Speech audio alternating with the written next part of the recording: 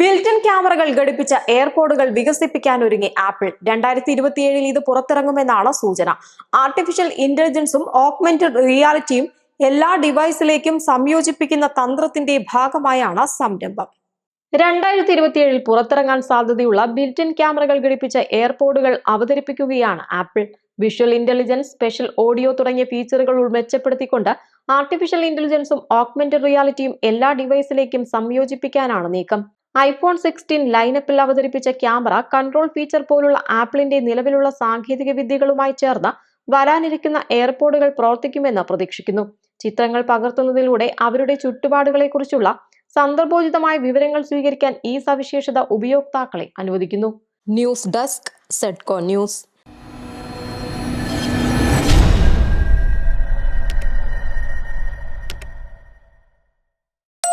വളവും തിരിവുമില്ലാതെ സ്മൂത്തായി ഡ്രൈവ് ചെയ്യാൻ പറ്റുന്ന ഒരു റോഡ്. സൗദിയിലാണ് ഇങ്ങനെയൊരു പാതയുള്ളത്.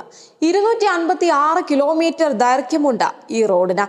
നാം കണ്ട റോഡുകളെല്ലാം വളഞ്ഞു പുളഞ്ഞു പോകുന്നതായിരിക്കും. അല്പദൂരം നേരെ പോയാൽ പിന്നൊരു വളവ്. അത് സ്വാഭാവികമാണ്, പ്രത്യേകിച്ച് കേരളത്തിൽ. എന്നാൽ ഇനി പറയാൻ പോകുന്നത് ലോകത്തെ ഏറ്റവും നീളമുള്ള വളവില്ലാത്ത റോഡിനെ കുറിച്ചാണ്. സൗദിയിലാണ് ഈ റോഡ്.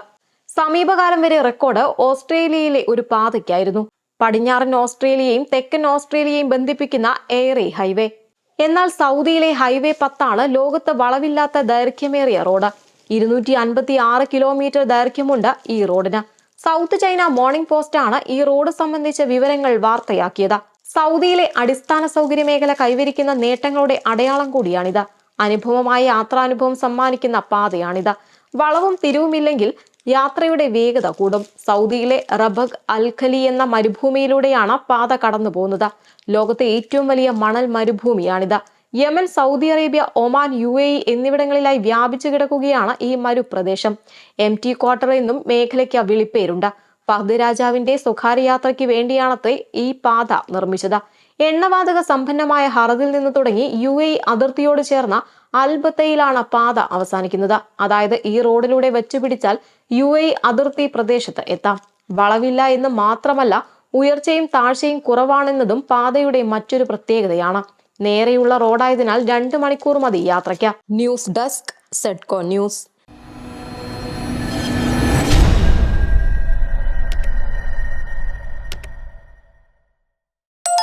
ഇന്റർനെറ്റ് ഇല്ലാതെ UPI പണമിടപാട് സാധ്യമാക്കുന്ന സംവിധാനത്തിന് national payments corporation of India അംഗീകാരം നൽകി.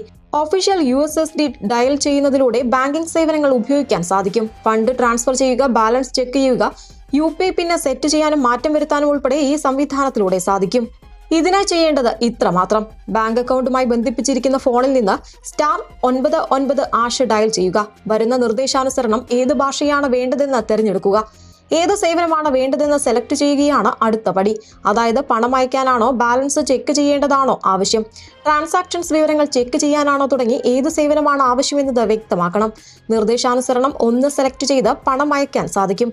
ആർക്കാണ്, എങ്ങനെയാണ് പണം അയക്കേണ്ടതെന്നും സെലക്ട് ചെയ്ത് നൽകണം. മൊബൈൽ നമ്പർ ഉപയോഗിച്ചാണ് പണം അയക്കുന്നതെങ്കിൽ പണം അയക്കേണ്ടയാളുടെ നമ്പർ സെലക്ട് ചെയ്ത് എത്ര രൂപയാണ് അയക്കേണ്ടതെന്നും വ്യക്തമാക്കിയ ശേഷം സെൻഡ് പ്രസ് ചെയ്ത് പണം അയക്കാവുന്നതാണ്.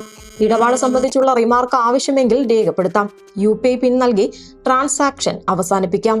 News desk, Sedco news. Chalakudy bank കവർച്ചയിൽ പ്രതിയെ കുടുക്കിയത് അമിത ആത്മവിശ്വാസം. തന്റെ കൊട്ടാര വീട്ടിൽ ആരും എത്തില്ല എന്നറിഞ്ഞ പ്രതി വളരെ കൂളായാണ് കവർച്ചയ്ക്ക് ശേഷം പ്രതികരിച്ചത്. ബാങ്ക് മാനേജർ മണ്ടനാണെന്നും കത്തി കാട്ടിയ ഉടൻ തന്നെ ഭയപ്പെട്ടെന്നും പ്രതി പറയുന്നു. ആരും റിജോ ആന്റണിയാണ് മോഷ്ടാവ് എന്ന നിലയിലേക്ക് ആദ്യം സംശയിക്കില്ലെന്നാണ് എല്ലാവരും കരുതിയത്. എന്നാൽ കേരള പോലീസിന്റെ തന്ത്രങ്ങളിൽ റിജോയുടെ അമിത ആത്മവിശ്വാസം പാളി. കിട്ടിയ നേരിയ തുമ്പിൽ നിന്നും പിടിച്ചുകയറിയ പോലീസ് സമർത്ഥമായി തന്നെ മോഷ്ടാവിലേക്ക് എത്തുകയായിരുന്നു. മോഷണത്തിന് ശേഷം കൂട്ടുകാരും ഒന്നിച്ച് മദ്യപിച്ചും തമാശകൾ പറഞ്ഞുമാണ് റിജോ സമയം ചെലവഴിച്ചത്. കവർച്ചയെക്കുറിച്ച് അയൽക്കാർ ചർച്ച ചെയ്യുമ്പോൾ അതിലും റിജോ സജീവമായി പങ്കെടുത്തു. ഇന്നലെ ഇയാളുടെ വീട്ടിൽ നടത്തിയ കുടുംബയോഗത്തിലും പ്രതി ഇതേക്കുറിച്ച് ചർച്ച നടത്തി. അവൻ ഏതെങ്കിലും കാട്ടിൽ ഒളിച്ചിരിപ്പുണ്ടാകുമെന്നായിരുന്നു ചിരിച്ചുകൊണ്ടുള്ള പ്രതികരണം. മോഷണത്തെക്കുറിച്ചുള്ള അന്വേഷണ വാർത്തകൾ അറിയാൻ വീട്ടിലിരുന്ന് മൊബൈൽ ഫോണിൽ വാർത്തകൾ കണ്ട് റിജോ ചെറിയ തെളിവുകൾ പോലും ശേഷിപ്പിക്കാതെ നടത്തിയ കവർച്ചയിൽ താൻ ഒരിക്കലും പിടിക്കപ്പെടില്ലെന്നത്രയ്ക്ക് ആത്മവിശ്വാസമുണ്ടായിരുന്നു. മങ്കി ക്യാപ്പും അതിനു മുകളിൽ വെച്ച ഹെൽമറ്റും തന്റെ മുഖം കൃത്യമായി മറയ്ക്കുമെന്ന് കരുതി. ഇടയ്ക്ക് വഴിയിൽ വസ്ത്രങ്ങൾ മാറുമ്പോൾ പോലും ഹെൽമറ്റ് മാറ്റിയില്ല. ബാങ്കിൽ നിന്ന് 1.5 കിലോമീറ്റർ മാത്രം അകലെയുള്ള വീട്ടിലേക്ക് ഉൾ റോഡുകളിലൂടെ മാറി മാറിയാണ് സഞ്ചരിച്ചത്. ഗ്ലൗസ് ധരിച്ചിരുന്നതിനാൽ വിരലടയാളം ലഭിക്കില്ലെന്നും വിശ്വസിച്ചു. യാത്രയ്ക്ക് മുൻപ് നീക്കം ചെയ്ത സ്കൂട്ടറിന്റെ കണ്ണാടി ഇടയ്ക്ക് തിരികെ പിടിപ്പിച്ചും ആശയക്കുഴപ്പമുണ്ടാക്കാൻ നോക്കി. തുമ്പുകളൊന്നും അവശേഷിപ്പിക്കാതെ നടത്തിയ കവർച്ച എന്ന ആത്മവിശ്വാസത്തോടെ കഴിഞ്ഞ പ്രതിക്ക് തിരിച്ചടിയായത് മാറ്റാതിരുന്ന ഷൂ ആണ്. ഷൂവിന്റെ അടിയിലെ നിറമാണ് ആളെ തിരിച്ചറിയുന്നതിൽ പ്രധാന വഴിത്തിരിവായത്. 500ഓളം CCTV ദൃശ്യങ്ങളും പോലീസ് പരിശോധിച്ചിരുന്നു. കൃത്യം നടത്തിയ ശേഷം മടക്കയാത്രയ്ക്കിടെ വസ്ത്രങ്ങൾ മാറിയും സ്കൂട്ടറിന്റെ കണ്ണാടി മാറ്റിയും ആശയക്കുഴപ്പമുണ്ടാക്കുന്നതിൽ പ്രതി വിജയിച്ചെങ്കിലും മാറ്റമില്ലാതെ തുടർന്ന ഷൂ പോലീസിന്റെ കണ്ണിൽ പതിഞ്ഞു. വീട് നിർമ്മിച്ചതിന്റെ ബാധ്യത തീർക്കാനായിരുന്നു മോഷണമെന്ന് പറഞ്ഞ പ്രതി പിന്നീടത് മാറ്റി പറഞ്ഞു. നന്നായി മദ്യപിക്കുന്നയാളാണെന്നും പോലീസ് പറയുന്നു. മോഷണം നടത്തി മടങ്ങുന്നതിനിടെ മോഷ്ടിച്ച പണത്തിൽ നിന്ന് കുറച്ചെടുത്ത് 1 ലിറ്റർ മദ്യം വാങ്ങിയാണ് വീട്ടിലെത്തിയത്. മോഷ്ടിച്ച പണത്തിൽ നിന്ന് 2.9 ലക്ഷം രൂപയുടെ കടം വീട്ടിയതായി പ്രതി പോലീസിനോട് പറഞ്ഞു. പണം കിട്ടിയയാൾ അറസ്റ്റ് വാർത്തയറിഞ്ഞ് പണം DYSP ഓഫീസിലെത്തി കൈമാറി. News desk Sedco news.